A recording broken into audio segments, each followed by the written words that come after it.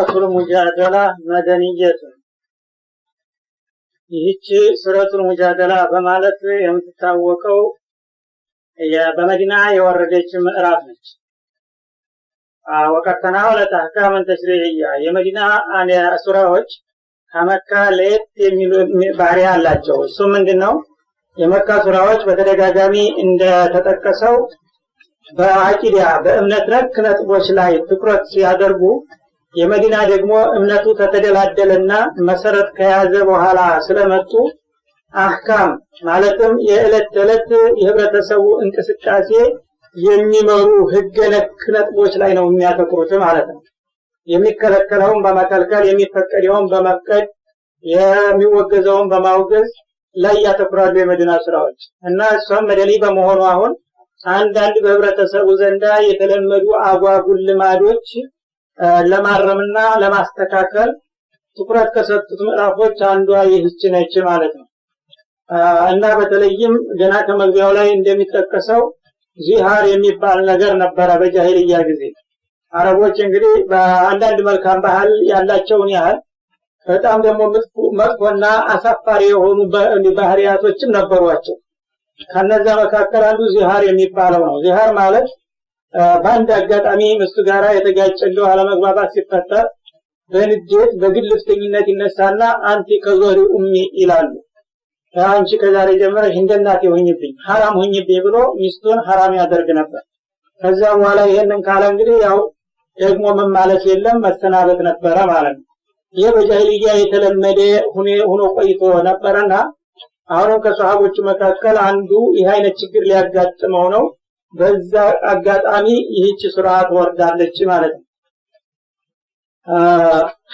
እና ቀርሰሚ አላህ ቀውለ التي تجادلك في زوجها በባሏ ጉዳይ የምትከራከር የሆነችውን ሲዮ ቃል ጌታዋ ሰምቶላታል አላህ ይላል። ወተሽተኪ ኢላ አላህ ያጋጠማትን ችግር ወደ ጌታዋ የምትሰሙት የሆነችው ወደ አላህ አንተ ድረስልኝ መፍትሄ ስጠኝ ጌታዬ እያለች የተማጸነች እንደገና ደግሞ ነብዩን መፍትሄ ፈልጉ እያለች የምትጠይቃቸውና የምትከራከራቸው የሆነችውን ሴትዮ ድምጿን ሰምቷታል እንዲሁም ችግሯን አውቆላታል ማለት ነው። والله يسمع تحاوركما በሴትዮዋና በአንተ መካከል ያለውን ቃለ ምልልስ አላህ ይሰማል። ان الله سميع بصير አላህ ማንኛውንም ድምጽ በዓለም ዙሪያ ያሉትን ነገሮች ሁሉ ሰሚ እንደገና ያሉትን ሁኔታዎች ሁሉ ተመልካች የሆነ ጌታ በመሆኑ የሴትዮዋን ችግር ሰምቶላታል አውቆላታል በማለት ፈረጃ ሊያመጣ ነው ማለት ነው። እና ይህች ሴትዮ ኸውላ ቢንቱ ታላቃ ትባል ነበር። ባለቤቷ ደግሞ አውስ ኢብኑ ሳሚት ይባላል። ሱሐቢ አንሷሪ ናቸው፣ የመዲና ሰዎች ናቸው። እና ምንድነው ሶላት እየሰገደች እያለች ድንገት ሰውየው ይፈልጋታል፣ ይጠራታል። ሲጠራት እንግዲህ እሷ በሶላት ላይ ነብላ ዝግ ትልበታለች። እሱ ደግሞ ይበሳጭና እንዴት እንደዚህ እንትን ትለኛለች ትዘጋኛለች በማለት አንቲ ከዞሪ ኡሚ ይላል ተናዶ ማለት ነው። ኋላ እንደገና ምን ነው ምን ያስቸኮለ ብላ ብትመጣ በቃ እንግዲህ አንዴ ጨርሻለሁኛ። ከዛ ትንሽ ቆይቶ ሲያስበው እሱም እንደተሳሳተ ተረዳውና እና በጣም አዘነ። እስቲ ሂጂና ለነብዩ ንገሪያቸውና መፍትሄ ካለው ይሄን ነገር ሊያስተካክሉልን ብሎ ይልካታል። እሷም ደንግጣ እየተረበተበተች መጣ ከነብያችን ጋር ቤታቸው አይሻ ጋር እንደተቀመጡ ትደርሳለች እና ቆፍጣ ትገባለች። ችግር አጋጥሞኝ ነው የመጣሁት ትላለች። ምንድነው እሱ? ይሄው ባለቤቴ አውስ ኢብኑ ሳሚት የተባለው የልጅነት ባሌ ነው፣ ያጎቴ ልጅ ነው። ወአሐቡ الناس ኢለይ ከሰው ሁሉ ይበልጥ የምወደው ነው፣ አብሮ አደጌ ነው እና ብዙ ልጆችም ወልጄለታለሁ። መልኬ ቁንጅናዬ ባለ ጊዜ በጣም ይወደኝና ያከብረኝ ነበር። አሁን ጉልበቴን በልቶ መልኬን አጥፍቶ የብዙ ልጅ ባለቤት ካደረገኝ በኋላ ይሄው አንቺ እንደናቴ ሆኝብኝ حرام ሆኝብኝ ብሎ እንደ አርጎ ሜዳ ላይ ጣለኝ። የኔ ብቻ ችግር ሳይሆን የህፃናት ልጆች እድል ነው በጣም የሚያሳዝነው። እነዚህ አጓጉል ልጆች ወደሱ ባልጠጋቸው ያው እንጀራ እናት ጋር ስለሚኖሩ ያልቁብኛል፣ የሚንከባከባቸው የለምና እኔ ቢይዛቸው ደግሞ አቅም የለኝ ገንዘብ የለኝምና በራብ እንደዛው ያልቁብኛል። ስለዚህ መፍትሄ ፈልጉ ትላቸዋለች። የሳቸው ደግሞ ማአራቂ ኢላ ቀድ ሐሩምቲ አለይ እንግዲህ አንተ ከዞሪ ኡሚ ብሎ ከተናገረ حرام ሆነሽበታል እኔ መፍትሄ ያለው አይመስለኝም ይሏታል ፈትቼሻለሁ እኮ አላለም እንዴት እንድትላለሁ መፍትሄ ፈልጉ እንጂ ትላቸዋለች እኔ እንዴት መፍትሄ ልፈልግ ምንም ስለዚህ ጉዳይ የመጣልኝ መመሪያ የለም ግን ይሄንን እስካለ ድረስ ከዛሬ እንዲህ በተለምዶ ያው ህብረተሰቡ አሰራርን ስለሚያውቁት አንተ حرام ሆኝብኝ እስካለ ድረስ እንደናት ይገርባውኝ ካለ ያው ሆነሽበታል ማለት ነው ይሏታል አረ የለም እንደማንለያይ ሰዎች እኮ ነን በጣም ወደዋለሁኝ እኮ የልጅነት ባለ እኮ ነው ያጎቴ ልጅ እኮ ነው የልጆች አባት እኮ ነው ልጆች ደግሞ ወደሱ ባልጠጋቸው ያው እናትያ ትጨርስብኛለች ወዲኔ ወስዳቸው መቀልባቸው የለም ትላል ያንኑ ትመልሳለች በመሐከል ደግሞ አረጋታዬ አንተ እንዲበለኝ እባክህ መፍትሄ አምጣ ያ አላህ ትላለች በዚህ መሐከል እንግዲህ እየተፋጠጡ እያሉ አይሻ ከቤቱ እንደዚህ ወደ ግድግዳው ጠጋ ብዬ ራቅ ብዬ አዳምጣለሁ አንዳንድ ጊዜ ራቅ ከማለት የተነሳ የምትለው ድምጿ ራቅ ይለኛል አንዳንድ ቃላት ያመልጠኛል አንዳንድ ጊዜ ደግሞ ሰማታለሁኛ እና አይሻ በጣም እንግዲህ ሊገርማቸው ነው የወህይ በሚመጣ ጊዜ لقد جاءت المجادلة خولة بنت تعالى فكلمت رسول الله وأنا في جانب البيت أسمع كلامها ويخفى علي بعضه ويتشتي زوجها وتقول يا رسول الله أغلى شبابي ونثرت له بطني حتى إذا كبر سني وانقطع ولدي ظاهر مني اللهم إني أشكو إليك تلالي فما ورحت حتى نزل جبريل بهذه الآية سوف يتا عندي جتواغرا አቤታ ያቀረበ በሌላ ጊዜ ነብዩ ጋራ እየተከራከረች ይያለች ሱብሃነ መን ወሲዓት ሰምዑ ሰማዋት ወልአርድ ላ እኔ እንኳን እዛው አጠገቧኛ አንዳንድ ቃል ያመለጠኝ ከሰማቱ ሰማይ በላይ እኔ ሰምቻታለሁ ብሎ ወዳውኑ መልሱን ላከላት ጌታዋ ይላል እና ቀሰሚ አላህ ይህች ሴትዮዋን በባለው ጉዳይ የምትከራከረህን ሰምቷታል አላህ እና ችግሯንም ተረድቶላታልና መፍትሄውም እንደሚከተለው ይፈረጃል በማለት አላህ መፍትሄውን አመጣላት ወዳውኑ ትክክለኛ ሙእሚኖች ስለነበሩ ማለት ነው እንግዲህ የሷሃቦች ኢማን ያጥልቅ እንደነበረ ይሄ ምንም አይደል የጃሂልያ ዜማ ነው ብለው አላረከሱትም ምናልባት አላህ ጋር የሚያጣላ ነገር ሊሆን ይችላል ብለው ሁላቸውም ተጨነቁበት አላህ ደግሞ ኢማናቸውን ችግራቸውን በማወቅ ወዳውኑ በቅጽበታዊ ፍጥነት ጅብሪል ያው መልሱን ይዞ እንዲመጣ አደረገ ነብዩ እንኳን ስለዚህ የማቀው ነገር የለም ብለው ቢዘጓቸው ማለት ነው እና ምን አለቀጥሎ الذين يظاهرون منكم من نسائهم ከናንተ ከሙእሚኖች መካከል እንደተለመደው ሴቶቻቸውን እንግዲህ ዛሬ በጃሂልያ እንደናት ጀርባ ሆኝብኝ حرام ሆኝብኝ በሚለው ዜማ ለማስተናበድ የሚፈልጉ ሰዎች አሁንም ይሄንን ካሉ ማሁን ኡማቲን እነዚህ አንተ ከዞሪ ኡሚያሉ የሚናገሯቸው ሴቶች በመሰረቱ ወላጆቻቸው እናቶቻቸው አይደሉም እናትና ሚስት ምን አገናኘው የእናት የራሷ ደረጃ አላት ሚስትም በሚስትነቷ ቦታ አላት ስለዚህ ሚስት መቼ ነው እናቱ ነው የሚያቀው በማለት መጀመሪያ ወቀሰ ማለት ነው ኢን ኡማቱ ሚለላሂ ወለድነው የእናቶቻቸው ጠፍተዋቸው ከሆነ ልንገራቸው አመጣው የወለዷቸው ናቸው እናት የሚባሉት እንጂ የጋብቻ ሚስት እናት አትባልም እና የማይሆነውን ነገር ለምንድን ነው የሚናገሩት ለማለት ነው ወኢነሁም ለየቁሉነ ሙንከረ ምን القول وزورا አንተ ከዘሪ ኡሚ ብለው የሚናገሩ ሰዎች በጣም አስቀያሚና አስጠያቂ የሆነ የውልግና ቃል ነው የሚናገሩት ቅጥፈትም ነው ደግሞ ሚስት እናት ናት ብሎ መናገር ራሱ ማያያ መጨበጫ የሌለው ውሸትና ቅጥፈት ነው ማለት ነው እና ይሄ መጀመሪያው ያው ከጃሂልያ ባህሪ የተወረሰ ብልግና ነውና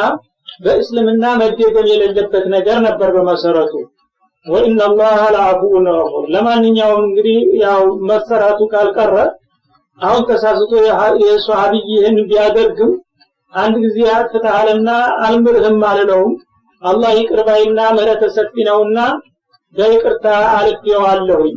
በይቅርታ ያለቁት በየበኩል ያለውን ተጠያቂነትን እንጂ ግን ነገሩ መቀጫ ያስፈልገዋልና መቀጫው ወደፊት እንደሚከተለው ይገለጣል በኔ በኩል ይቅርብየዋለሁኝ እንግዲህ ይቅርብ አይለው ኑሮ በሱም በኩል በጣም ከባይር ምን ከባይር ዝኑብ ስለሆነ ለጀሃነም ያበቃ ነበር ማለት ያንን አነሳለት መጀመሪያ ፈቶ መሆኑን አውቆ ግን ለጊዜው ደግሞ የዚህ ህብረተሰቡ የተለመደውን ስርዓትና ህግ ስለጣሰ ለዛ ደግሞ መቀጫ ያስፈልገዋል ቀጥሎ ምን አለ ወለዲነ ይظاهرون من نسائهم እነዚያ ሚስቶቻቸውን የእናታችን ጀርባ ይሁኑብኝ እያሉ የሚምሉ የሆኑ ሰዎች ثم يعودون لما قالوا ይሄን እንግዲህ ከማሉ በኋላ በዛ በሐሳባቸው ሳይጠኑ እንደገና ለማፍረስና ትዳሩን ለመቀጠል የሚፈልጉ ካሉ ይሄን ከተናገሩ በኋላ በነጻ አይደለም የሚመለሱ እንግዲህ فعليهم تحرير رقبة من قبل أن يتماسا ከመገናኘታቸው በፊት አንድ ባሪያ ገዝቶ ነፃ ማውጣት ይኖርበታል አንድ ባሪያ ነፃ አውጥቶ ከዛ በኋላ ነው ወደ ባለቤቱ መመለስ የሚችለው እንጂ በነፃ አይመለስም ማለት ذلكم توعدون به ይሄንን አይነት መቀጫም የደነገጉት ለዚህ ስህተት ለእናንተ መገሰጫ መታረሚያ እንዲሆንላችሁ ነው በነፃ ዝም ብሎ አፉ ብያለሁ ተብሎ ተከለከለ የለመደ ለማድረግ የሚባለው ነገም መልሶ ደግሞ ሊደግመው ይችላል ሌላውም እንደዛው በቀላሉ ይናገራል እንደለመደ ማለት ነው ግን እንዲህ አይነት መቀጫ የሚያስከትል መሆኑን ካወቀ ሁሉም ሰው እንዲጠነቀቅበት ለሱም ሆነ ለሌሎቹ ታዛቢዎች መመከሪያና መቀጣጫ ይሆን ዘንድ አንድ ባሪያ ነፃ ማውጣት አለበት ከመገናኘታቸው በፊት والله بما تعملون خبير አላህ እናንተ በምትሰሩት ነገር ጥልቅ አዋቂ የሆነ ጌታ ነውና ይህ አይነት ጥፋት የፈጸማችሁ እንደሆነ መፍትሁ ይሄንን ይመስላል በማለት ፈረጀው ማለት ነው ፈመለም ይጅድ የተባለውን ባሪያ ነፃ ለማውጣት ያልቻለ እንደው አቅሙ የጠፋ እንደው ወይ ባሪያው ከሌለ እንዳሁኑ ጊዜ ወይም ገንዘብ መግዣ ከሌለውሳ ሌላው አማራጭ ምን ይሆናል የዝመተኪያ በሲያሙ ሸህረይን ሙተታቢዓይን ምን ቀብሊ አየተማሳ አሁንም ከመገናኘታቸው በፊት 2 ወር በተከታታይ መጾም ይኖርበታል ሰውየው ማለት ነው 2 ወር 60 ቀን ጨረቃው ሙሉ ከሆነ አበዛ ካጎደለም ያው በ29ም ሊያልቅ ይችላል በጨረቃ አቆጣጠር 2 ወር መጾም ይኖርበታል ሳያርፍ በመሐከል ሳያቋርጥ አንድ ቀንም በመሐከል ካቋረጠ ይፈርሳል እንደገና እንደዚህ መጀመር ይኖርበታል ማለት ነው ይሄንን እንግዲህ ከቻለ ሁለተኛው አማራጭ ነው ፈመለም ይስተጥያ እንደገና ደግሞ ባሪያም አጥቶ 2 ወር መጾምም የማይችል ከሆነ ምን ይሆናል ሶስተኛው አማራጭ ደግሞ ፈይጣሙ 60 ምስኪነን 60 ምስኪኖችን አንድ ጊዜ የሚበቃ ምግብ አዘጋጅቶ መመገብ ይኖርበታል ማለት ነው እና ለ60 ምስኪን ራትም ሆነ ምሳ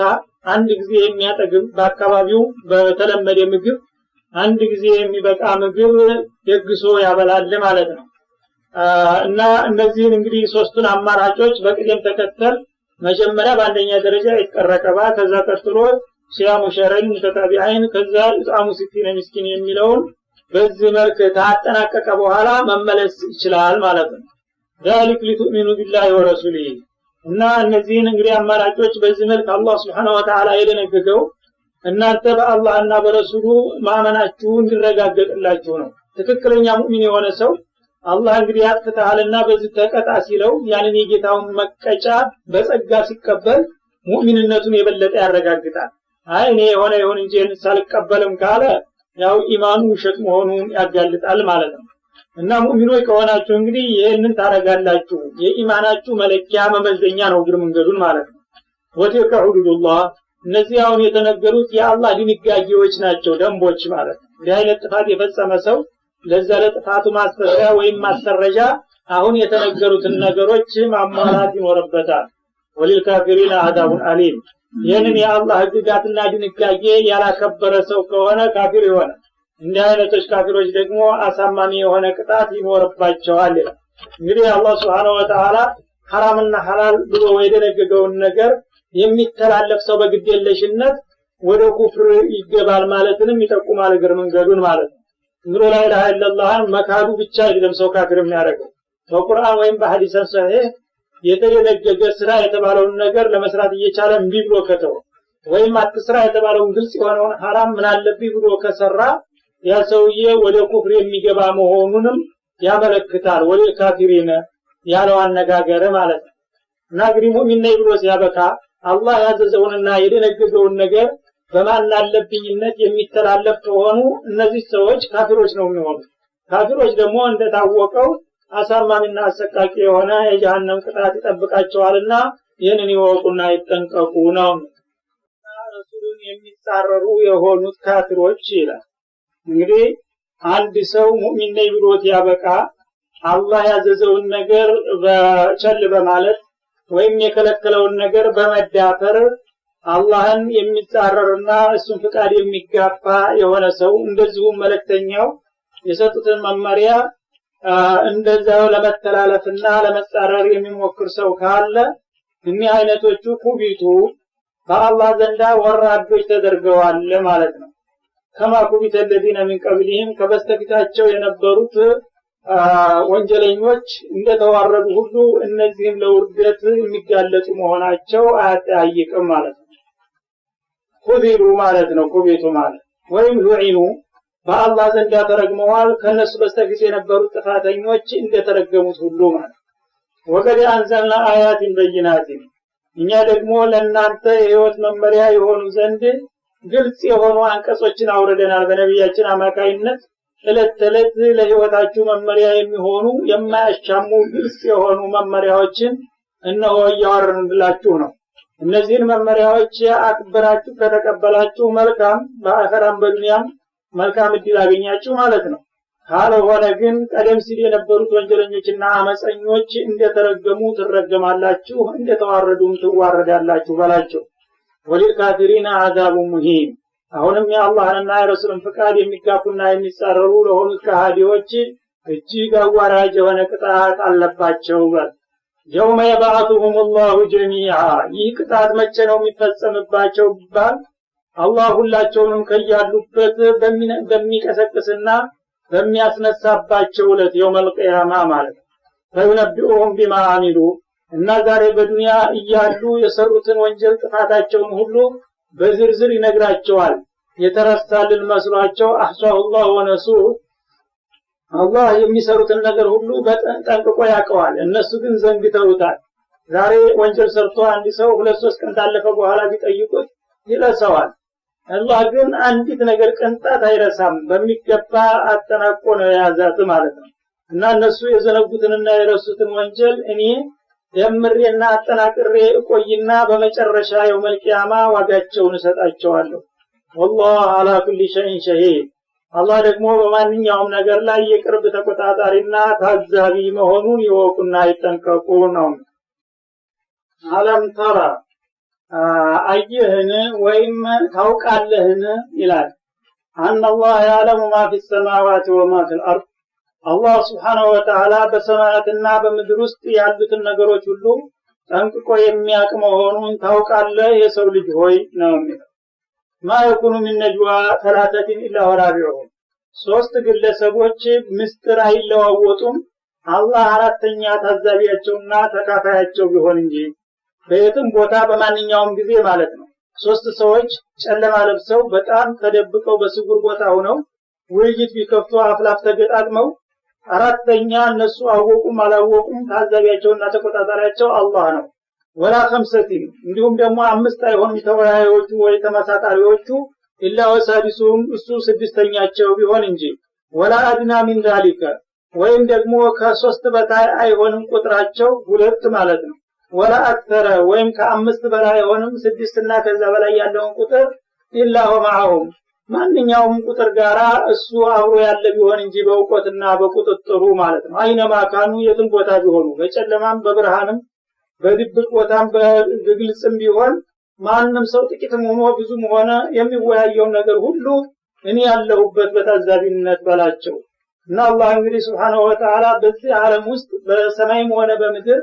የትኛውም ቦታ በየትኛውም ሁኔታ ያሉትን ተመሳጣሪዎች እሱ የማይታዘባቸውና የማይከታተላቸው አይኖርም። በእውቀቱ በእንክብካቤው በቁጥጥሩ ስር ናቸው ማለት ነው በአካል ሳይሆን።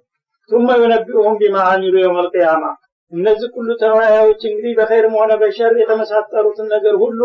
ሲታዘብ ይቆይና የውመል ቂያማ ሲሆን በዕለተ ትንሣኤ አንድ ባንድ ዘርዝሮ ይነግራቸዋል ያን የሰሩትና ያወሩትን ማለት ነው። ኢነላህ ቢኩሊ ሸይን ዓሊም አላህ በማንኛውም ነገር ሁሉ ጥልቅ የሆነ አዋቂ ነውና እነሱ ከሚያውቁትና ከሚያስታውሱት በበለጠ አብጠርጥሮ ይነግራቸዋል ነው። አለም ተረ አየህን ወይም እስቲ እውቀት ይድረስ ኢለለዚነ ኑሁ ወዐን ነጅዋ አለም ተረ አየህን ወይም ታውቃለህን ኢለለዚነ ኑሁ ወዐን ነጅዋ እነዚያ በመጥፎ ወይም በተንኮል የሚወያዩና የሚመሳጠሩ የሆኑትን ሰዎች በእውቀት ደረስክባቸው ነው ይላል። ثم يعودون لما نهوا عنه መጀመሪያ እንግዲህ በመጥፎ አትመሳጠሩ ተብለው ተከልክለው ሲያበቃ ያን የተከለከሉትን ነገር መልሰው መላልሰው የሚገቡበት የሆኑትን ስተተኞች አያቸውን ወይተናጀውን بالإثم والعدوان በወንጀልና በህገ ወጥ ነገር ወይም በግፍና በበደል የሚወያዩና የሚመሳጠሩ የሆኑትን ሰዎች አያቸውን ومعصيه الرسول ከረሱል ፍቃድ በማፈንገጥ وإذا جاءوك ወዳንተ በሚመጡ ጊዜ ደግሞ حيوك بما لم يحيك به الله አላህ Subhanahu Wa Ta'ala ለመከበሪያ ቃል ያልገነገገውንና ያልፈቀደውን ነገር በመጠቀም ላንተ የሰላምታ ቃል የሚያቀርቡ በህገ ወጥ ቃላት ህጋዊውን ቃል ተተው ሰላም አለይኩም የሚለውን አሰላሙ አለይኩም እያሉ የተንቆል ሰላምታ የሚያቀርቡ ላንተ ማለት ነው። ወይቁሉነ ቢአንፉሲሂም ይህን ከተናገሩ በኋላ ደግሞ በልቦናቸው ወይም በስሜታቸው ለውላ ይعذبون الله بما نقول እውነት ሰውዬ እንደሚለው የአላህ መልእክተኛ ከሆነ ታዲያ ያወሰደን ያወደስ ልጅ የመሰለ ስንሰድበው ለምን አላህ አይቀጣንም ነበር ለምን ዝም አለን እንግዳ እያሉ የሚሳለቁና የሚሳሳቁ የሆኑ ታያቸው አስቡም ጀሃነም እንዲህ አይነቶች ግፈኞችና በደለኞች በቂያቸው ጀሃነም ናት። ጀሃነም ተዘጋጅታላቸዋለችና ለቅጣቱ ምን አስከፈላቸው ከሷ የበለጠ ምን ጀሃነም ምን ቅጣት ይጠብቃቸዋል ማለት ነው። የሰውና ጀሃነምን በእርግጥ ይገቡባታል ፈሪሰል መሲር እሷም ለነሱ መመለሻነቷ ምንኛ የከፋች ቅጣት ቦታ ነች ይላል። ማለትም እንግዲህ ምንድነው እነዚህ ሙናፊቆች ያው ለስሙ ሰልመናል ይሉና ውስጡን ግን ያው ጥሬ ይሆናሉ። ከዛ አጋጣሚው ሁሉ ካፊሮች ጋራ በመወገን ነብዩንና ተከታዮቻቸውን ይቆረቦራሉ ማለት ነው። ከነዛ እንግዲህ በነብዩ ላይ ጉዳት ከሚያደርሱባቸው ስልቶቻቸው አንዱ የተለያዩ የተንቆሎችን እየተመሳጠሩ አፍላቅ ይገጣጠሙና የቃላት የተንቆል ቃላቶችን ይለዋወጣሉ። እንዲህ እንበለው እንዲህ እናድርገው እያሉ እዩትን መረጃ ደግሞ ወስደው ለይሁዶቹ ለጥላቶቻቸው በመስጠት ይጎዳቸው ነበር ማለት ነው። ይህንን በሚያደርጉበት ጊዜ አላህ አስጠነቀቃቸው። ሙእሚናን ካላችሁ አላህ በማይወደውና በማይፈቅደው ነገር መመሳጠር መመካከር የለባችሁም ይሄን ነገር አቁሙ ተባሉ። ይሄ ማስጠንቀቂያ ከተሰጠ በኋላ አሁንም እንደገና መልሰው መላልሰው እዛ ጥፋት ላይ ተይዘዋል ማለት ነው። እና ይሄን ካደረጉ በኋላ አላህ ደግሞ ረሱል ይሄንን ቢያስጠነቅቁንም እሱን ይያናል ወይ ይሰማናል እያሉ ከሳቸው ፍቃድ በማፈንገጥ ይሄንኑ ብልግናቸውን ቀጠሉበት ማለት ነው። ወይቁሉነ ቢአንፉሲሂም እንደገና ነው ዘንዳ ሲመጡ ደግሞ አላህ ያልገነገገውና ያልፈቀደውን ህገ ወጥ የሰላምታ ቃል ያቀርቡላቸዋል። አሰላሙ አለይኩም ያሉ መስለው አሰላሙ አለይኩም ይላሉ ቀልጠፍ ብለው። ይሄ ጊዜ እንግዲህ እነዚህ ሰላም አሉ ብለው ወአለይኩም ሰላም እንዲሏቸው ነው።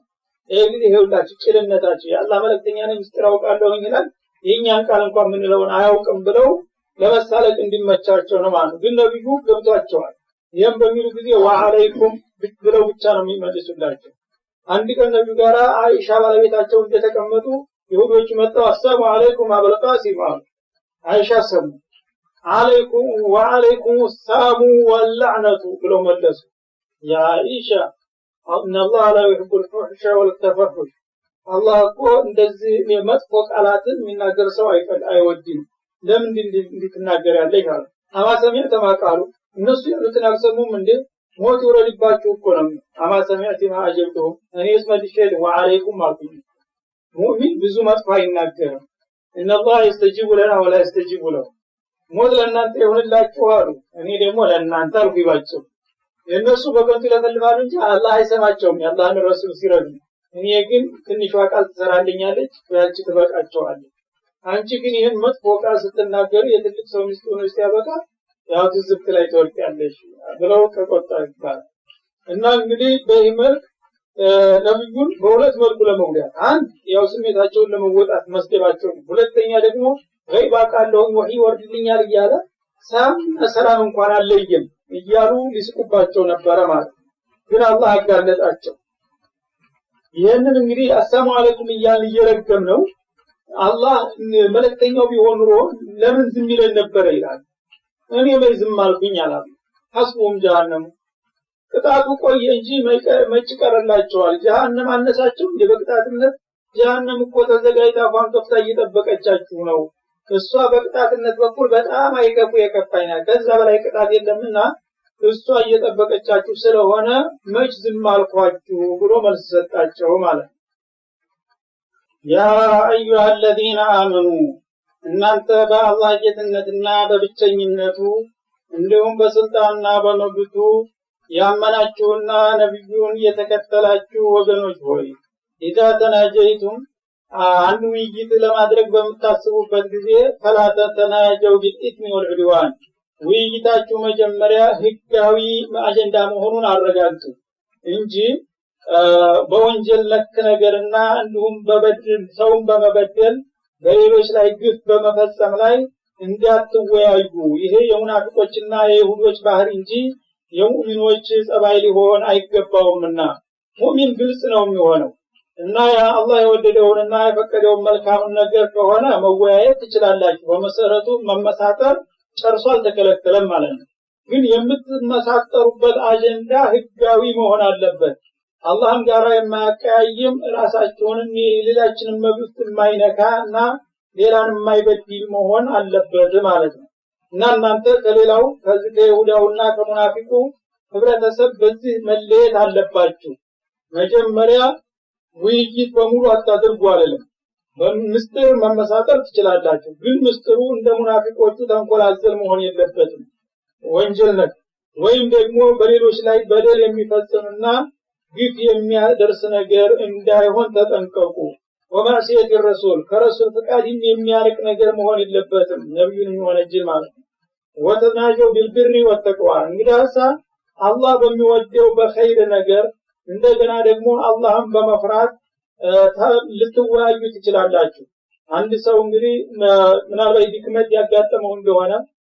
መጥፎ የተከለከለ ነገር ቢሰራ አይታችሁት እንደሆነ ይሄን መስራት አለበት ለምን ትዳከማለህ ይሄ እኮ ኸይር ነው ብዙ አጅር ታገኝበታለህ ብላችሁ በምስጢር ልትመክሩት ታጠናክሩት ትችላላችሁ።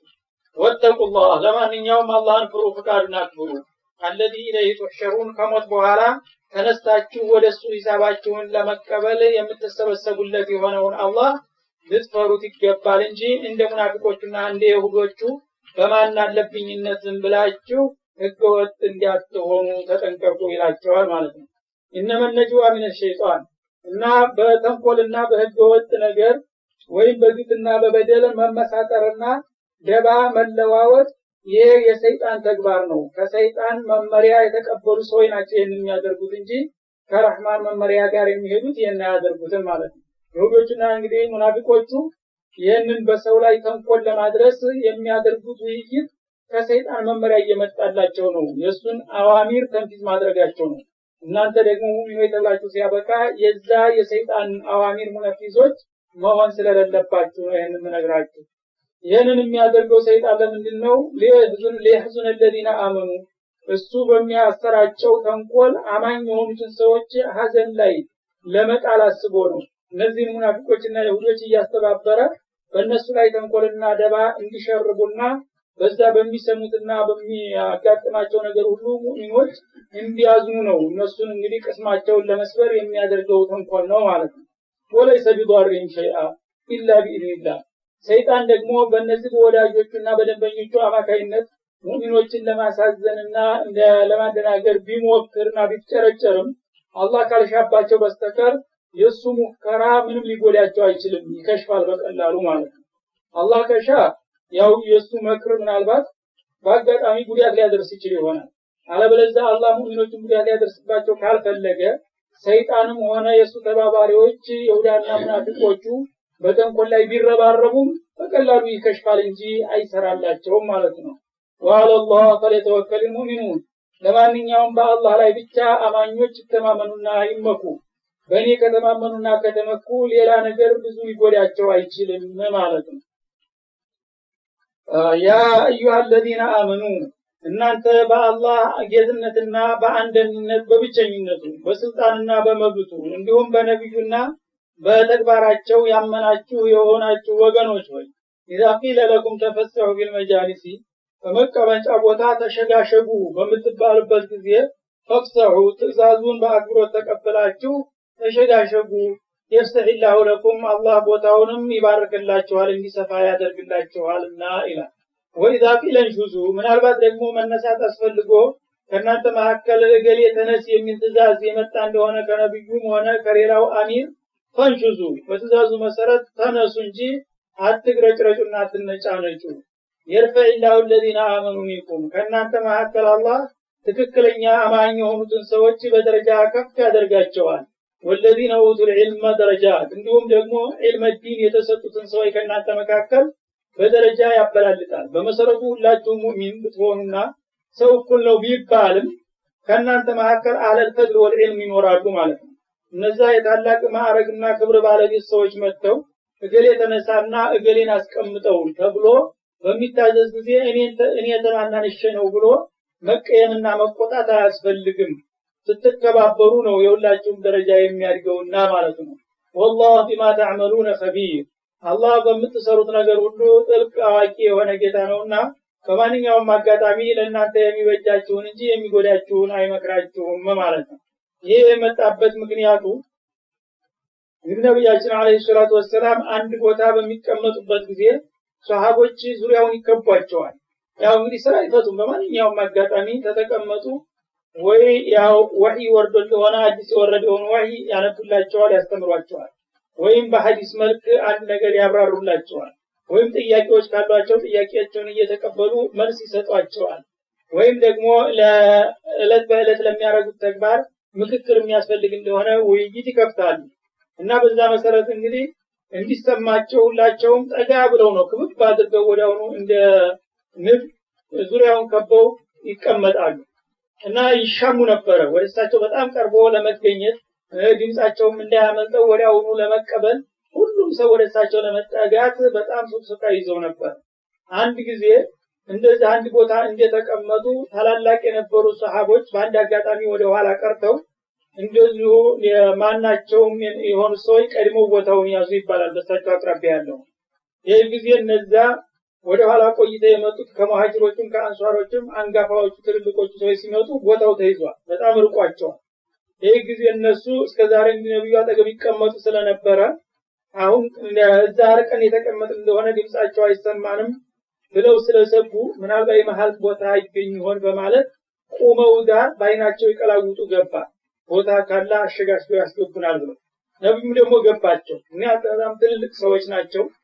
የሰሙትንም ነገር ደግሞ በቀላሉ ተንፊዝ ለማድረግ የሚችሉ ሰዎች የሸረፉ ሰዎች መሆናቸውን ስለሚያውቁ እሳቸውም ደግሞ ቦታ ቢፈልጉ ለማሸጋሸግ ለማስገባት አላገኙላቸውም ወበዝ ተጋጠጋ በሉ አዲስ የመጡት ሰዎች አስገባቸው ምናምን ቢሉ ባይን እየተያየ ሰው ሁሉም ተጣቦ ስለሆነ የተቀመጠው ተጨናንቋን እንግዲህ ይሄ ጊዜ ከነዛ አዲስ ከመጡ ሰዎች መካከል ደግሞ በእድሜ ገፋ ያሉ ማለት ሽማግሌ ጆሮአቸው በሩቅ ከሆነ የማይሰማላቸው ከነዛ መካከል ታቢት ኢብኑ ቀይስ የሚባለው ሱሐቢ ጆሮው በሩቅ አይሰማለትም ነበር ይባላል የበድር ጀግና ነው የታወቀ ዝነኛ ሰው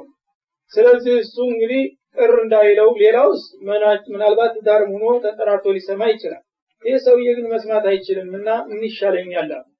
እነዚህ ሽማግሌዎች እንደምን ማስገባት አለብኝ አሉና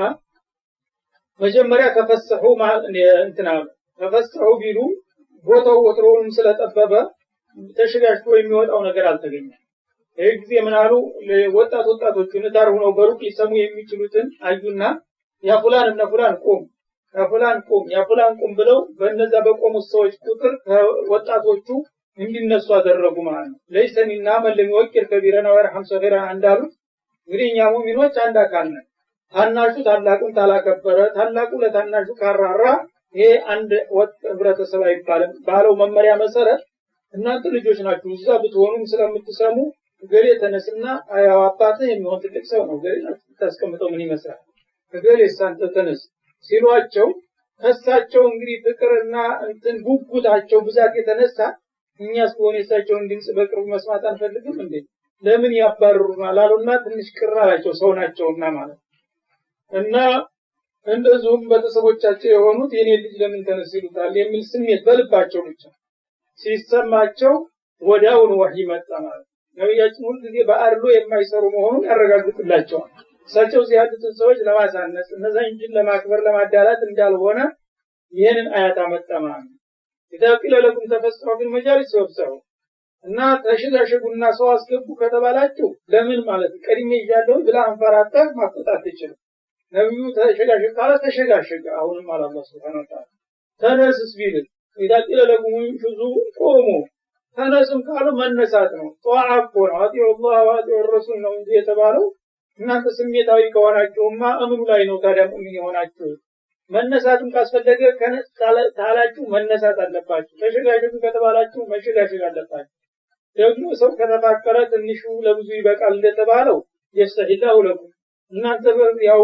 ለመሸጋሸግ ብትሞክሩ በቀላሉ ቦታው ይሰፋል ሁሉንም ይችላል ግን እንደዚህ እኔ ተማናለሽ ምናምን የሚለው ነገር ሊሆን አይችልም ይላል ይሄ እንግዲህ ተርቢያ ነው አላህ Subhanahu Wa Ta'ala ሙእሚኖችን በትንሿ ነገር እንኳን ሳይቀር ሁሉ ንጹህ እንዲሆኑ ፍጹም ተባባሪዎችና ተከባባሪዎች እንዲሆኑ ስለሚፈልግ በዚህ ደረጃ እንኳን ሳይቀር መመሪያ ይሰጣል ቁርአን ማለት ነው እና እነዛ የመጡ ሰዎች ደግሞ ቀላል ሰዎች አይደሉም አህሉ በድር ናቸው በጣም ዝነኞች ናቸው አላህ እንደዛ ጠላ አለ አህሉ በድር ፈቃለ ያመሩ ማሽቱ ፈቀር ከፈረ አላህ ለኩም ከፈርቱ ለኩም የተባሉ ናቸው ከዛሬ በኋላ የሰራችሁትን ብትሰሩ ምሪያችኋለሁ የተባሉ ሰዎች ቀላል ሰዎች አይደሉም ታዲያ እንደዚህ ተራ ጎረምሳ ዝም ብሎ ከመንደር የመጣው ሁሉ እኔ ተማናነሽ ነው እንዴት ይላል እነዛ ተላላቅ አዛውንቶች መጥተው እና ለነዛ አክብሮት ብትሰጡ ዓሊም ናቸው አላህ ኡቱል ዒልም የተሰጡትን ሰዎች አላህ በደረጃ ከፍ አድርጓቸዋል እነዛ አላህ የሚያከብራቸውን ሰዎች እናንተ ማታከብሩበት ምክንያት የለም ሙእሚኑ ሆናችሁ ሲያበቃ አለ والله بما تعملون خبير እና የምትሰሩትን ነገር ደግሞ አላህ አዋቂ ነው እናንተ በልባችሁም ቢሆን እኛን ለምን ተነሳሉን ብላችሁ ቅርብ ከተሰኛችሁ ነብዩ አርሎ ይሰራሉ እንደማለት ይቆጠራል ይሄ ደግሞ የማይጠረጠር ነገር ነውና እሱ ያለው ልክ ነው ማድረግም አለባችሁ አላቸው ማለት ያ አዩሃ الذين آمنوا አሁንም እናንተ አማኝ ሆናችሁ ወገኖች إذا ناجيتم الرسول ያ አላህን መልእክተኛ ለመወያየት በምትፈልጉበት ጊዜ ልዩ ምስጢር ኑሯችሁ ወይም ጥያቄ ኑሯችሁ እሳቸው ጋራ ጊዜ ወስዳችሁ የሚያወያይ ነገር ይዛችሁ ከመጣችሁ ፈቀድሙ በይነ የደይ ነጅዋኩም ሰደቃ ከዚህ ከውይይታችሁና ከምስጢራችሁ በስተፊት አንድ ክፍያ ነገር ማስቀደም አለባችሁ አለ የባሰ ፈተና ደግሞ መጣጣቸው ማለት እና መስዋዕት ስጦታ ነገር አስቀድሙና የግንባር መፍቻ ከዛ በኋላ ነው ጉዳያችሁን ማቅረብ ያለባችሁ እንጂ በነፃ ነብይን እንዲያስተናግሩ አለ ይሄ ለፈተና ገንዘብ ለመውሰድ ፈልገሰ ذلك خير لكم እና ይሄንን ስነግራችሁ መቼም ሰው የገንዘብ ነገር ተቀረቀዋለችና ተከብዳችሁ ይሆናል ግን ጠቃሚ ነገር ነው ይሄን ማድረግ ወአጥሃሩ ለእናንተም ደግሞ ከወንጀል ወይም ነብዩን አስቸግሮ ያውቀሉ ከማንሳት ያርቃችኋል ያጸዳችኋል አብሎ ሲነግራቸው እዚህም ላይ እንግዲህ ተደናገጡ ማለት ነው ምክንያቱም በዛ ወቅት ገንዘብ የላቸውም ሰሃቦች እና አንድ ነገር ነብዩ ለመጠየቅ ሲፈልጉ በእያንዳንዱ አቃል ክፍያ እየከፈላቸው ጠይቋቸው ማዋደድ ነው እንግዲህ እና ከዛ በፊት እንግዲህ ሙናፊቆቹ ብዙ ስራ ይሰሩ ነበር የይሁዶቹ መልእክተኛ በመሆን የጥላት መልእክተኛ የሆነ እንግዲህ ነብዩ ከሆነ እንዲህ አይነት ነገር ጠይቀው ይላል ተውራት ውስጥ ያሉትን ምስጥሮች ያወጡ ያይተሶች እንዲህ ያለውን ጠይቀው እንግዲህ አለዛውን መልስ አይሰጡም ይሆናል ነብይ ነው ይላል እና ይሄን በሚሉ ጊዜ እኛ ሙናፊቆች ደግሞ በሽተኞች ስለሆኑ ያንን ጥላት የላካቸውን ይያዙ የመጡ ያደርቋቸው እሳቸው ብዙ አንገብጋቢ ሰራላቸው አስቸኳይ ነገር አለ እና ይሄ ነገር የማይሆነው ግርብሱን ነገር ሁሉ በቃ ያያነሱ ይሄስ እንዴት ነው ይሄስ እንዴት ያደርቋቸዋል ያሰለቻቸዋል ያላህ መልእክተኛ ናቸው አላቀም አይሉ እኔ አያገባኝም ዞር በል ማለት አይቻልም የተጠየቁትን ሁሉ መመለስ አለበት ስለዚህ የሆነ ያልሆነውን እንግዲህ የባጤ ቆጡን እየቀላመዱ ነብዩ ሲያደርቁበት ጊዜ አላህ ተጥቂቅ አመጣ ማለት ነው ይሄን ነገር ለማቆም ፈለገ ስለዚህ ከዛሬ ጀምሮ ነብዩ ጋራ አንዱ ውይይት ለማድረግ የሚፈልግ ሰው መጀመሪያ ክፍያ ያስቀምጣል በእያንዳንዱ ቃል ያን ክፍያውን ያስቀምጥና ይጠይቅ እውነት ሙእሚን ከሆነ የነብዩን ያውጠይቄ ዲኔን መማር አለብኝ ካለ ለገንዘብ መቼም አይሳሳም ከነብዩ የሚገኘውን ዕልም ከፍሎ ነው የሚያገኝ አይ አልከፍልም ካለ ይሄ ሌላ ዓላማ ያለው ነውና በዚህ ይጋለጣል አለና ከዛሬ ጀምራችሁ ነብዩ ጋራ አንድ ቃል ምልልስ ለማድረግ የምትፈልጉ ሰዎች ካላችሁ መጀመሪያ ክፍያዋን ታስቀምጣላችሁ ይህ ለእናንተ ጠቃሚና ከወንጀል አጥሪ ነው አለ ይሄን በሚላቸው ጊዜ ወዲያውኑ እነዛ ሙናፊቆች እንዲህ አይነት ክፍያ እኮ ተደነገገ ማለት ሲሰማ በያለበት ይቻላል ያልሰማ መስለዝም የሚመጣው ሙእሚኖቹ ግን ብዙዎቹ አልሰሙ እነሱም ጊዜ ማንገብጋቢ ቁም ነገር ሲሆን ነው የሚሄዱት እንጂ በየቀኑ በየጊዜው አያደርጉም ነበር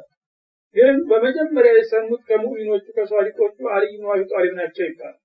እና እሳቸው ይችን አያት ወዲያውኑ እንደሰሙ ኪሳቸው 4 ድርሃም ነበረች 4 ጥያቄ ነበረች እና ያችን ለቤተሰቦቻቸው እንግዲህ የዕለት ጉርሳቸው ሊገዙ ነበር አሁን ግን ለዲኔ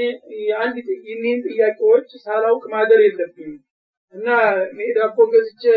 ከማድር ይልቁንስ ዲኔን አውቄ ዒልም ይጀባድ አይሻለኝም አሉና የዕለት ጉርሳቸውን ሳይገዙ ሸቅረው ያገኙትን 4 ድርሃም ይዘው አራቷንም ከፍለው አራቷን መስአላ ጠይቀው መልስ ይዘው መጡ ይላል ወዲያውኑ ከሳቸው በስተቀር ትክክለኞቹ ሙእሚኖች ሳይሰሙ በፊት ወዲያው ተሰረዘ ሳይቆይ ማለት ነው ምክንያቱም ለፈተና ነው ወጥሮ የሚመጣ ፈኢለም ተጅዱዋ ያውን የሚፈለገውን ክፍያ ካላገኛችኋል ፈኢነ አላህ ገፉሩር ረሂም ላላገኘ ሰው ዝም ብሎ በነጻ ቢጠይቅም አላህ ምሕረት ሰፊናን ሩህሩህ ነው አላህ መጀመሪያም ላለው ሰው ነው ደግሞ የተደረገው የሌለው ሰው እንዳይማር እንዳይሆን ነገሩ የሌላችሁ ከሆናችሁ ችግር የለም ለሌላችሁ ለምስኪኖቹ በነጻ ጠይቋል ያለው ግን እየከፈለ ሙናፊቆቹ ደግሞ አብዛኞቹ ሀብታሞች ናቸው ያስቸገሩት እነሱ ስለሆኑ እነሱን ነው የፈለጋቸው ማለት ነው እና እናንተ ያላችሁ ሰዎች ታጥቀፉ እንዳትጠይቁ የሌላችሁ ከሆናችሁ እንግዲህ ሀብታም እንጂ ደሃ ይማርም ተባለ እንዳይባል ደግሞ ያልሆነ ትርጉም እንዳይሰጠው ለምስኪኖቹ እስከሌላቸው ድረስ ዝም ብለው አስተናግዳቸው ሀብታሞቹ ግን መክፈል አለባቸው እና ያንን አልይ ከፍለው ሌሎቹ ሳይሰሙ ወዲያውኑ ሊሰረዝ ነው በሚቀጥለው አያት ቃል ምናለ አሽፈቅቱም አንቱ ቀድሙ በይነ የደይ ነጅዋኩም ሰደቃታ ከውይይታችሁ በፊት ክፍያ ማስቀደሙ ፈራችኋት እንዴ አለ ከበደቻችሁ እንዴ እና ይህን ሲሰሙ እንግዲህ በተለይ ሙናፊቆቹ በሙሉ ወደ ኋላ አሸገሸጉ እንግዲህ አንድ ቃል በጠየቁት ቁጥርማ ምከፍል ከሆነ ገንዘብ እንዲዘርፈኝ ነው እንዴ ለበዘብዘኝ ነው እንዴ እያለ ባይኑ እየተጠቃቀሰ ወደ ኋላ ሄደ ይህ ጊዜ እንደ መቸም ሰው ሲባል የገንዘብ ነገር ምን ጊዜ የሚያገበግበዋልና ስለሚያቀባቸው ወኡህድረት الانفس الشح እንዳለው ነፍስ ያው በስስት የተጠመደች ናት ብዙ ስለ ገንዘብ ነገር ስናነሳ ጊዜ ፈራችሁ እንደ ክፍያ ይቱና በዚህ ከነብዩ ጋራ ከውይይት በፊት ወይም ቃለ መጠይቅ ሳታቀርቡ በፊት የመጀመሪያ ክፍያ ማድረግ አለባችሁ ስላችሁ ጊዜ አንዳንዶቻችሁ ዳዳችሁ ፈራችሁ አይደለም ፈኢድለም ተፈዓሉ የለም መስራትም ማትችሉ የሚከብዳችሁማ ከሆነ ወጣ በአላህ አለይኩም አላህ ያው እንደገና ይቅርታ አድርጎላችኋል ወደ ነበረበት ይመለሳል አለ ግን በዛች አጋጣሚ አለይ ሰሩባትና ለሳቸው ፈድል ሆነ في كتاب الله آية لم يعمل بها إلا علي بن أبي طالب نفسه علي بن أبي طالب በስተቀር አንድ ሰው ያልሰራባት አያት አለ ማን ነው ወደረኛ ይብን ነበር ሌሎች እርግጥ አልሰሙም እንጂ ብዙዎቹ ሊሰሩበት የሚፈልጉ ሰዎች ነበሩ ግን ቸኮለ ወዳውኑ ፖለቲካው እንግዲህ ሊበላሽ ነው ያላ ነብይ ነኝ በነጠላ አስተምራችሁ ሲል ከርሞ ዛሬ ደግሞ በየቃሉ ብር ክፈሉ ማለት ጀመረ እያሉ ሀገር ላይ አጠፉ ስለሆነ እንግዲህ ከከበዳችሁ ተነስቶላችኋል አለ ወዳውኑ ማለት ነው እና ወተበላሁ አለይኩም ማለት አፋንኩም አላህ ይቅር ብሏል ክፍያውንና አሁንም መጠየቅ ትችላላችሁ ይላል ግን የዛ ጊዜ ያሸገሸጉ ሰዎች እንግዲህ ይሉንታ ያዛቸው ያፈሩ ነው እንግዲህ የዛ ጊዜ ለምን አልጠየቅም በዛ ቀን ለምን አቋረጥ ባላለሁኝ እያለ እየፈራ ወደ ኋላ ረገጠ ቀነሰ ማድረጉን ማለት ነው የተፈለገው ይሄ ነው እና በአቂሙ ሶላተ እና ከዛሬ በኋላ ሶላታችሁን ለጠንቅቃችሁና አስተካክላችሁ አዘውትራችሁ ስገዱ አቂሙ ሶላተ ወአቱ ዘካት እና ይህንን ክፍያ እንደማትችሉት ስለታወቀ አሁን ተሰርዞላችኋልና ከዛሬ ጀምራችሁ መደበኛውን ስግደታችሁን ጠንቅቃችሁና አስተካክላችሁ አዘውትራችሁ ስገዱ ግዴታ ምጽዋትንም እንደዚሁ አውጡና ክፈሉ ዘካችሁን ይሄ የቃለ መጠየቅ ክፍያ ይቅርና ያ መደበኛው ዘካ ብቻ ይሆናል የሚመለከታችሁ ማለት ነው وأطيعوا الله ورسوله እና በእነዚህ ኢባዳ ክፍሎች ብቻ ሳትወሰኑ ማንኛውንም የአላህ ኢባዳ የሆነ ነገር በታማኝነት ተወጡ ለአላህ ፍጹም ተገዦች ሁኑ ወረሱለው ለመለክተኛውም ደግሞ ቀና ታዛዦች ሁኑ በላቸው والله خبير بما تعملون አላህ የምትሰሩትን ነገር በጥልቅ አዋቂ የሆነ ጌታ ነውና በዚህ በተነገራችሁ መመሪያ መሰረት ከሰራችሁም የመልካም ስራ ወረታችሁን አያጠፋባችሁም ምናልባት ደግሞ በተቃራኒውም ከሆነ የጥፋታችሁ ዋጋ እንደምታገኙ አውቃችሁ የሚበጃችሁን ምረጡ በላቸው ይላል አየህን ወይም ይገርማል እንደማለት ነው الذين تولوا قوما غضب الله عليهم እነዚያ አላህ የተቀየማቸው ወይም የተቆጣባቸው የሆኑትን ህዝቦች ወዳጅ ዘመድ አድርገው የሚይዙትን ወስላቶች አያቸውን በጣም ያስገርማል ወይም ያሳዝናል ማሁም ሚንኩም እና እንዲህ አይነቶቹ ጥላቶቻቸውን እንደ ወዳጅና ወገን አድርገው የሚይዙ ሙስሊም ነን ብለው ሲያበቃ አላህ የተቆጣባቸው እርጉም የሆኑትን ህዝቦች ወዳጅና ወገን አድርገው የሚይዙ ሰዎች ወይም ከናንተ አልሆኑም እንደ ስማቸው በሙእሚንነታቸው ቀጥ አላሉም የተሟሉ ሙእሚኖች ሊሆኑ አልቻሉም ወላ ሚንሁም ወይም ደግሞ እነዛ የሚወግኑላቸው ይሁዶችም ጋራ አንድ ወጥ አልሆኑም በአንድ ፊቱ ያው ኢማንን አንቀበልም ይሁዳንን ቢሉ ያምርባቸው ነበር በስተት እንኳን ቢሆን አንድ ሰው አቋም መያዝ አለበት ማለት እነዚህ ግን አወላዋዎች አንድ ጊዜ እናንተን አንድ ጊዜ እነዛን እየመሰሉ ወዲህ የሚዋልሉና መሃል የሚሰፍሩ የሆኑትን ሰዎች አያቸው ነው ይላል ሙናፊቅ ሲባል እንግዲህ ይሄው ነው ያው ከመሰለው ጋራ አንድ ሰሞን ጨፍራል ደግሞ ዘወር ብሎ ሲመቸው ደግሞ ከሌላው ጋራ ይወግናል ማለት ነው ሙዘብዘቢነ በይነ ذلك لا اله الا ولا اله الا እንዳለው በላው ቦታ ወይ ወደ ሙእሚኖቹ በአንድ ቅልል ብለው አይገቡ ወይም ወደ ካፊሮቹ ግልጽ ሆነው አይወግኑ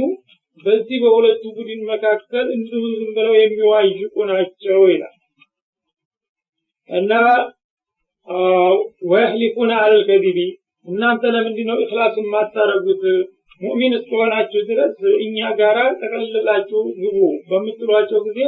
እናንተ ለምን በመጥፎ ተጠረጥሩናላችሁ እኛ والله ምንም ተንኮል ነገር አናስብም በማለት በውሸት ሸምጥተው ይምላሉ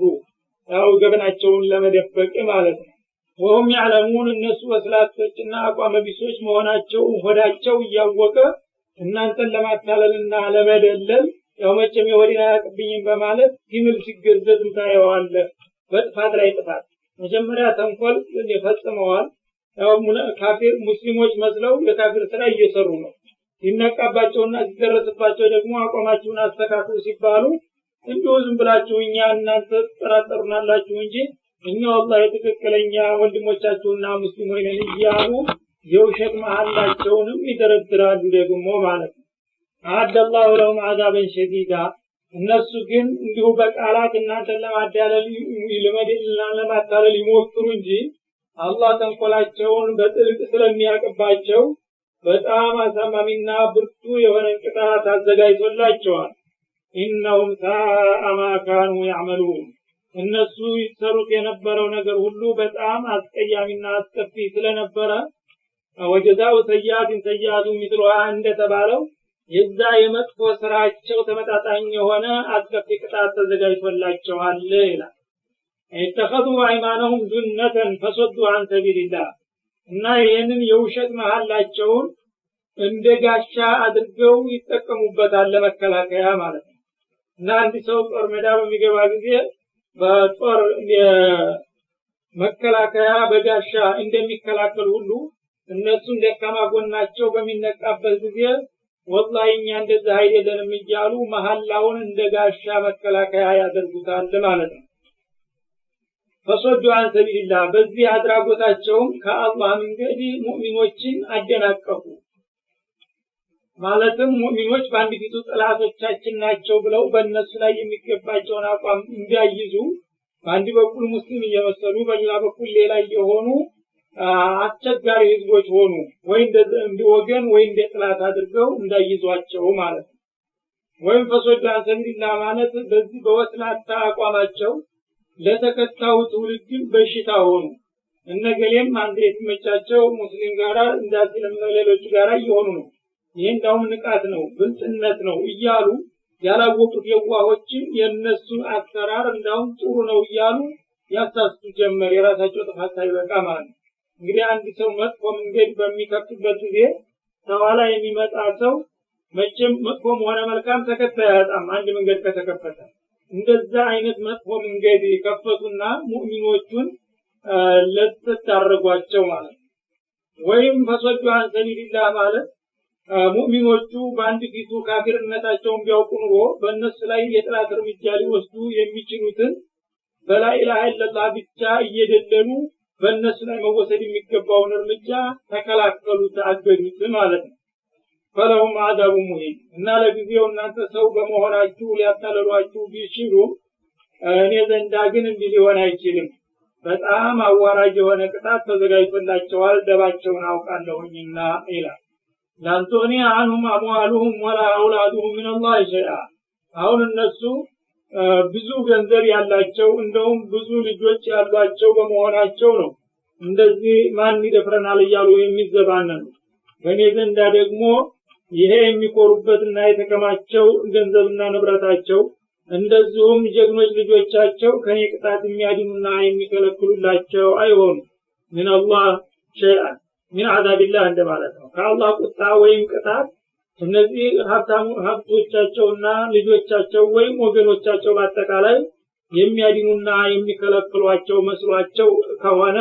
ይሄ ሊሆን አይችልም ማለት። ኡላኢከ አስሐቡ ናር ሁም ፊሃ ኻሊዱን እና እነዚህ አይነት ሙናፊቆችና አስመሳዮች የጀሃነም ድርሻዎች ናቸው። በጀሃነም ውስጥ ደግሞ የተወሰነ ጊዜ ተቀጥተው የሚወጡ ሳይሆኑ በእሷ ውስጥ ለዘላለም ኗሪና ዘውታሪዎችም ይሆናሉ በእርግጥ ይላል። የውመ የባዓቱሁም ላሁ ጀሚዓ እነዚህ ሙናፊቆች አላህ ስብሓነሁ ወተዓላ ቂያማ ደርሶ በሚያስነሳባቸው ዕለት ፈያህሊፉነ ለሁ ልክ ለእናንተ በውሸት እየማሉና እየተገዘቱ እንደሚያጭበረብሯችሁ ሁሉ በለመደ አፋቸው አላህንም እንደዚሁ ለማታለል አስበው ይምሉለታል አለ የውመል ቂያማ። ከማ ያህሊፉነ ለኩም ልክ እናንተ በወዳቸው ያለውን ነገር እንደሌላ አድርገው በውሸት እንደሚምሉላችሁ ለማታለል የውመል ቂያማም ደርሶ እኔ አስነስቼ ለፍርድ ሳቀርባቸው ለምንድነው እንዲህ አይነት ጥፋት የፈጸማችሁት በመላቸው ጊዜ እኛ እንዲህ አይነት ነገር አልፈጸምንም ጭራሽ አይናችን ግንባር ይሁን ብለው እኔም ዘንድ እንደሚምሉ ነው የድርቅናቸው ብዛት ወደፊት ማለት ነው። አላህንም እንደሰው አድርገው ሊያታልሉት መሞከራቸው ነው ማለት ነው። ወላሂ ረቢና ማኩና ሙሽሪኪን እንዳሉት በሌላ ቦታ ሙሽሪኮቹ እና ለምንድነው በእኔ ሌላ ነገር ያጋራችሁ ተብሎ ሲጠየቁ በአንተ በጌታችን ይሁንብን እኛ አጋሪዎች አልነበርንም ብለው ጭምጥ አድርገው ይክዳሉ ማለት ነው። ይሄ እንግዲህ የድርቅናው የሰው ልጅ በጣም እንግዲህ በድርቅና እየገፋ ሲሄድ ምን ደረጃ ላይ እንደሚደርስ የሚያሳይ ነው። አላህን ፊት ለፊት በገሃድ ጭራሹን እንደዚህ አላጠፋንም ብለው የሚክዱበት ሁኔታ ይመጣል ማለት ነው። ታዲያ እንዲህ አይነት እንግዲህ አቋም ያላቸው ሰዎች ሰውን ቢያታልሉ የሚያስገርማል። ወይحسبون انهم على شيء እና በዚህ ሙከራቸው እነሱ አንድ ቁም ነገር የሰራን ይመስላቸዋል ማለት ያው እኛ ተካር ነው እሱ አያውቅብንም እና በዚህ እንዋጣዋለን መስሏቸው ነው ማለት ነው። አላ ነቀበሉ ኢነሁም ሙልካዲቡን እነዚህ ሰዎች ቀጣፊዎችና በጣም ውሸታሞች ማለት እነርሱ ብቻ ናቸው። ለመደ ልማድ እንደሚባለው በዱንያ እንግዲህ ሰውን ሲያታልሉና ሲያጭበረብሩ እንደቆዩ ያ ውሸቱ በጣም ስለአተረባቸውና በስሜታቸው ስለተቀረጸ አሁንም ደግሞ የፊት ሳያፍሩ ይደግሙታል ውሸቱንና መሐላውን ማለት ነው። ውሸታም ማለት እነዚህ ብቻ ናቸው። ከነዚህ አንፃር እንግዲህ እነሱን የሚወዳደር ውሸታም ቢፈለግ አይገኝም ማለት ነው። እና ነብያችን አለይሂ ሰላቱ ወሰለም عليكم بالصدق فإن الصدق يهدي إلى البر وإن البر يهدي إلى الجنة وما يزال الرجل يصدق حتى يكتب عند الله صديقا وإياكم والكذب فإن الكذب يهدي إلى الفجور وإن الفجور يهدي إلى النار وما يزال الرجل يكذب حتى يكتب عند الله كذابا እንደሚለው ሐዲስ ማለት ነው። እውነትን ሊያጥብቃችሁ ያዙ። አንድ ሰው እውነትን የሚከታተል ከመሆን አይወገድም አላህ ዘንድ እውነተኛ ተብሎ እስከሚመዘገብ ድረስ። አንድ ጊዜ እውነተኛ ተብሎ ከተመዘገበ ጦቢዓ ይሆንለትና ከዛ በኋላ በቀላሉ ከእውነት ሊወጣ አይችልም ማለት ነው ሲድቆች ማህደር ስለተዘገበ እና እውነትን እንደዛ አጥቃችሁ ያዙት ለዚህ ደረጃ እስከሚያበቃችሁ ድረስ በአንጻሩ ደግሞ ውሸትን በጣም ራቁትና ተጠንቀቁት አንድ ሰው ውሸትን ከመደጋገምና ተመከታተል አይወገድም አላህ ዘንዳ እገሌ ውሸታም ነው ተብሎ እስከሚመዘገብ ድረስ አንድ ጊዜ ውሸታም ነው ተብሎ ተተመዘገበ ደግሞ አለቀለት ከዛ በኋላ ልውጣ ብል እንኳን አዳጋች ነው የሚሆነው እንዳሉ እና አሁንም እንግዲህ እነዚህ ህይወት ሙሉአቸውን ሁሉ ሲዋሹ ስለኖሩ ያ ነገር ስለተቀረጸባቸው አላህን ፊቱን ብለው ቀጥለው ዋሹ ማለት ነው استحوذ عليهم الشيطان እና እንደዚህ አይናውጣ ቀጣፊዎችና ወናባጆች ሊሆኑ የቻሉት ለምንድን ነው ብትል ሰይጣን ስለተቆጣጠራቸውና ስለጋለባቸው ነው ማለት ነው ፈአንሳሁም ዚክረላህ አላህን ማውሳትን አዘንግቷቸዋል አላህ እንግዲህ እንደቀላል ነገር አድርገው እንዲያው አድርጓቸዋል ሰይጣን በቁጥጥሩ ስር ስለዋላቸው አላህ ያቀብናል ይታዘበናል ይቆጣል ይቀጣናል የሚለውን ነገር በሙሉ ተስሜታቸው ፍቆ እሱ በቦታው ቁጥጥር አድርጓል ማለት ነው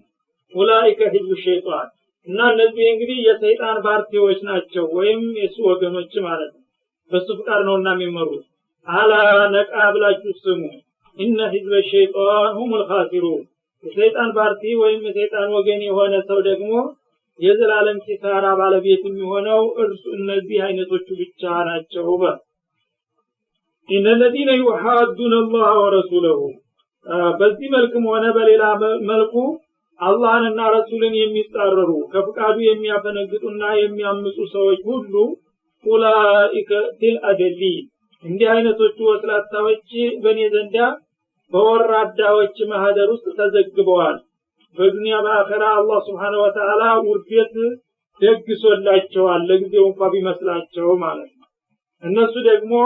በቀላሉ አለል ሐቅን እናጠፋለን ብለው ቢፍጨረጨሩም ነገሩ ውጤቱ በተቃራኒ ነው የሚሆነው ከተበላህ ለአግሊበና አነ ወሩሱሊ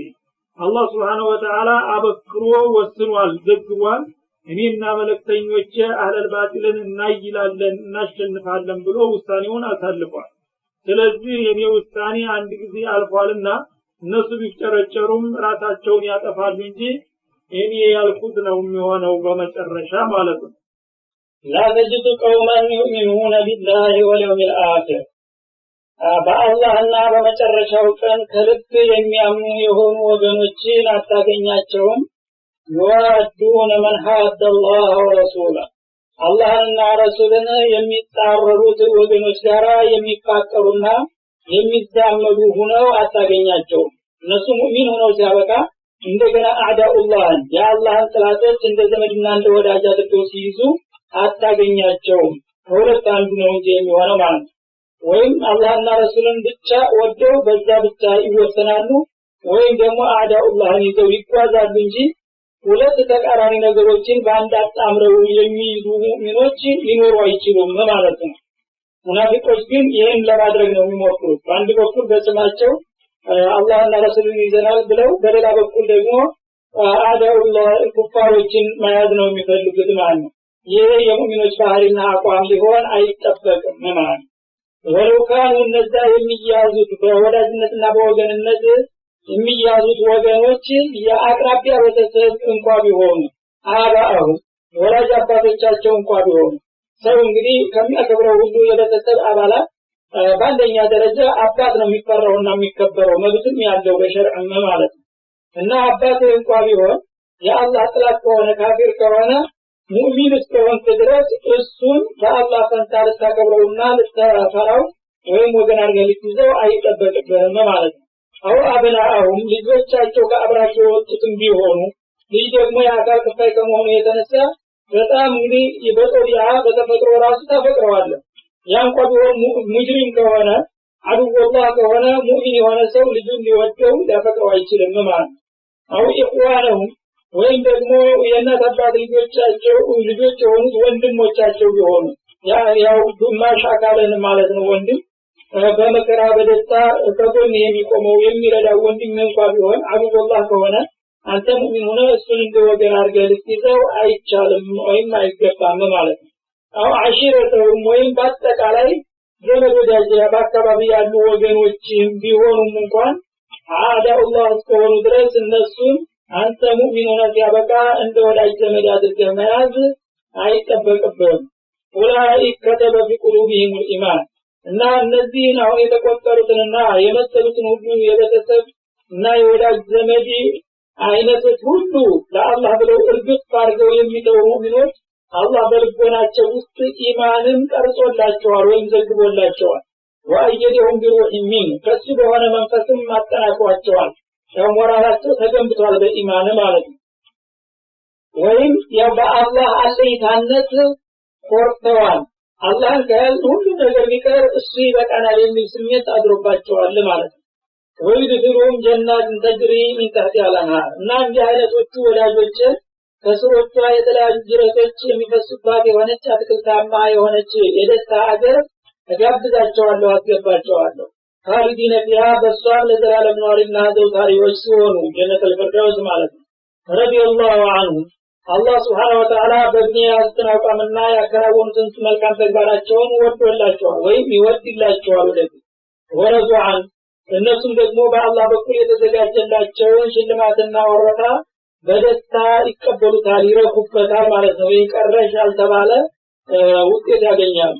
ኡላኢከ ሒዝቡላህ እነዚህ ደግሞ በቅድሞቹ ተቃራኒ የአላህ ወገኖች ናቸው ወይም የአላህ ባለሟሎች ናቸው። አላ ነቃበሩ ኢነ ሒዝበላሂ ሁሙል ሙፍሊሑን የአላህ ወገኖች ወይም የአላህ ባለሟሎች ምንጊዜም ዘላቂ ድልና ድል የነሱ ነው። በዘለቄታ የሚያሸንፉና የሚመኙትን ሁሉ የሚያገኙና ከሚፈሩት ሁሉ የሚድኑ እነዚህ የኔ ባለሟሎች ብቻ ናቸው ይላል። እና ይሄ መጨረሻ አያት የመጣበት ሰበብ ንዙል አለው ይባላል። እርሱም አቡ ዑበይዳ ብን ጀራህ የተባሉት ሱሐቢ በሚመለከት ነው። እንግዲህ ሱሐበተ ረሱል ረዲየላሁ ተዓላ ዐንሁም ከዲናቸው በላይ ምንም ነገር የላቸውም ነበር እና ይሄ አቡ ዑበይዳ የተባሉ የታወቁ ጀግና ናቸው፣ የጦር መሪ። በዛ ወቅት ያላህ እንግዲህ ኢማናቸውን ለመፈተር ብሎ ያው ቁረይሾች ስለሆኑ በጥላትነት የሚሰለፉት ቤተሰቦቻቸው ናቸው። እሳቸው ያጋጠማቸው በበድር ጦርነት ለታ መልካው ላይ በሚወርዱበት ጊዜ ተወዳ አባታቸው ጀራህ የተባለው ሰውዬ የጦር መሪ ሆኖ ይመጣል ካፊሩ። እሳቸው ልጅየው ደግሞ የሙስሊሞቹ መሪ ሆነው ፊት ለፊት ይፋጠጣሉ ማለት። ይሄን በሚፋጠጡበት ጊዜ እሳቸው እንግዲህ ትንሽ የልጅነት ስሜት ርህራሄ ተሰማቸውና ምንስ ቢሆን እንደ አባቴን በእጄ እንደተገለዋለሁ በማለት ወደ ጎን እንደዚህ ሸሽግ ብለው ያሳልፉት ፈለጉ ይባላል። እና ያላዩ መስለው ያው ሌላው ሰው ቢገለው እንዳሻው እኔ ግን በእጄ መግደል የለብኝም ብለው ወደ ጎን ሸንደል ብለው ለማለፍ ፈለጉ። እሱ ግን አይቷቸዋል፣ አጥምዷል፣ ተገለዋለሁ ብሎ ወስኗል። እሱ ፊት ለፊት መጥቶ ይጋረጣል። እሳቸው ወደ ጎን ሸንደል እያሉ ለማሳለፍ ይሞክራሉ። ከአንድ ጊዜ ሁለት ጊዜ ሶስት ጊዜ ቢሞክሩ አልቻሉም፣ ይመታቸው ሆነ። ይሄ በሚሆንበት ጊዜ አንተ ለዚህ ለርኩስ እምነት ለጣዖት ይሄን ያህል ጠንካራ አቋም ስትይዝ እኔ ለላኢላሃ ኢላላህ ለምንድነው ማልመታ አሉና እንደገና አቋማቸውን አስተካከሉና በያዙት ሰይፍ መሃል አናቱን አወረዱለት ይባላል። እና የታሪክ ጸሐፊዎች አቡ ዑበይዳ አባቱን ገደለ ተብሎ ይነገርለታል። ግን አባቱ አይደለም፣ በአባቱ ሱራ ኩፍር ሰው መስሎ ስለመጣበት ማምለጫ ስለጠፋ ኩፍርን ነው የፈለጠው ይላሉ። እና አንዱ ይሄ ነው። ይሄ እንግዲህ በለታቸው ምስጋና ነው አላህ ለተጅዱ ቀውመን የሚለውን ያመጣው። አሁን እንዲህ ነው ሙእሚን ማለት። ሙእሚን ከሆነ አባትህም ቢሆን ምንም ቢሆን እሱ ተመጣ መመርመር የለብህም፣ የኔ ዓላማ ከላይ መዋል አለበት ብሎ ድጋፍ ሰጣቸው። ካፊር ሙናፊቁ ያነውራቸው አላህ ረብ ሰማዋት ወልአርድ ግን አደነቃቸውና ዘላለማዊ ታሪክ ሊዘገበላቸው ማለት ነው። የእሳቸው በበኩላቸው እንግዲህ ይሄ ነው። እንደገና በተመሳሳይ መልኩ አቡበክርም በዛው ዕለት ልጃቸው አብዱራህማን የሚባለው ጎረምሳ አላመነም ነበር። ከካፊሮቹ በኩል መጣሱም ደግሞ እንደዚሁ እየተዋጋ እሳቸው አላዩት፣ እሱ ግን አይቷቸዋል በቅድሙ ተቃራኒ። እና ሲያያቸው አባቴ ምንም ቢሆን እንዴት ገላለሁ ብሎ እሱ ደግሞ ሸንደል ብሎ ወደ ጎን ያሳልፋቸዋል። አቡበክር ግን አላዩትም። በኋላ ያ ጊዜ አለፈና ታሪኩን እሱም ሰለመና እንደገና አላህ አድኖት ታሪኩን የበድርን አስተው ሲያወሩ አባዬ ዛሬ እኮ ነው ፊት ለፊት አግኝቼው ነበረ እንደው ወዲያ አልችልልኝ ብሎ ነው እንጂ ልመጣ አይችል ነበረ አላቸው ይባል አይ እኔ ባይ ግን አልለቀም ነበር አላየሁም እንጂ አንተማ እንዴት አድርገህ ለገበታው ለድንጋው ብለህ እኔ አባቴን መግደል ትችላለህ እንዴ በምልክቱ እኔ ግን ረብ ሰማዋት ወልአርድ ነውና ያዘዘኝ አልተውም ነበር በዛች በወቅት ባገኝ ኑሮ አሉት ይባል ግን አላህ ያስለሻለት ታቸው አላዩትም በዛው እንደገና እና አማር ኢብኑ ያሲርም ወንድሞቻቸውን ገለዋል በዛው ያው ወንድሙን እናቱት እና አልይም እንደዚሁ ለመግደል ተዘጋጅተው ነበር ወንድሞቻቸው እና ይሄ እንግዲህ ምንድነው ከኢማናቸው ከዲናቸው ጋር አንድ የሚወዳደር ነገር የለም ለተኩነ ከሊመቱላህ ሂልዑልያ ብለው ስለተነሱ ምንም የሚመረምሩት ነገር የለም ማለት ይሄን አቋማቸውን አላህ Subhanahu Wa Ta'ala እንግዲህ እንደዚህ ነበሩ የኔ ባለሟሎችና ወዳጆች ብሎ እስከ ዘላለም እንዳይረሳ ታሪካቸውን በዚህ መልክ ዘገበላቸው እንዲህ መሆን ሲገባቸው እነዛ ሙናፊቆች ግን የስማቸውና ቃላታቸው ሙስሊም መስሎት ያበቃ እንደገና ተግባራቸው ደግሞ ተቃራኒ ይሆናል የነዛ ተገላቢጦሽ እነዚህኞቹ ደግሞ ካሱ ማለት ስለዚህ እንግዲህ ሙእሚን መሆን ያለበት በኩል ዘማን ወመካን ታመኑ አይቀር ጥቅልል ብሎ ማቀንጨርቀን ሳይሉ መግባት ነው እንደነዚህ ያለ እንዲህ ከሆነ አላህ Subhanahu Wa Ta'ala ጀነትን ያዘጋጀውና ያደራጀው ለነሱ ነው ወደፊትም ዘላቂ ድልና እድል የነዚህ ብቻ ነው ከነዚህ ባሻገር ያለው ሁሉ ማያ ነው ራሱን ለማታለል ካልፈለገ በስተቀር የትም አይደርስም አለ አላህ Subhanahu Wa Ta'ala